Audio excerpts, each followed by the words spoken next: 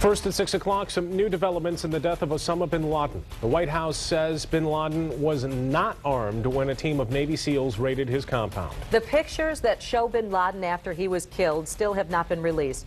They are apparently very gruesome, and officials are worried that if released, they could be inflammatory.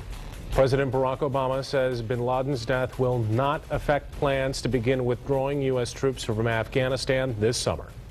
Tonight, we're digging into the question: did the Pakistani government know that bin Laden was hiding in their country? Just one day after hearing President Obama say that it was almost inconceivable that they did not, new intelligence is coming out. And 24-hour News 8 Steve Kelso is at the live desk with what Michigan lawmakers are saying about this. Steve?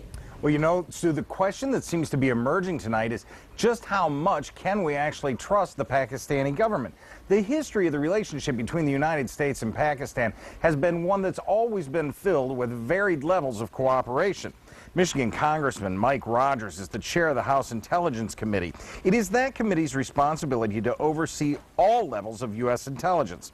Today, Rogers appeared on MSNBC this afternoon with Andrea Mitchell, and he says new intelligence that suggests that there may have been factions inside Pakistan who knew Osama was there, but he does not believe that any government institution had full knowledge. Clear, I can't talk about the type of information, the source of the method of information, but it was very clear to me after I took a look at it, had a chance to digest it, that they were not aware. That they were shocked in real time. I do think they're truly embarrassed, and I think they were shocked that, in fact, it was Osama bin Laden.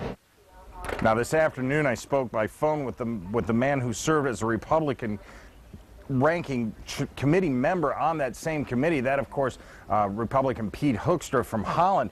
I asked him, given the long and tenuous nature of the relationship between the two countries, just how much stock we should put in what the Pakistani government tells us. Sometimes they helped us. Sometimes you just kind of shake your head and say, what in the world are they doing? And, but, you know, on occasion they come through. Obviously, with bin Laden, the leadership in al-Qaida and the Taliban, they've never come through. Now, both men agree that in the coming days we're going to learn a lot more about who knew what and who knew it when. Hoekstra pointed out that the U.S. government is often forced into relationships in that area with entities that may or may not have our best interest at heart, but overall, we're forced to retain and maintain those relationships. Live in the newsroom, Steve Kelso, 24-hour News 8.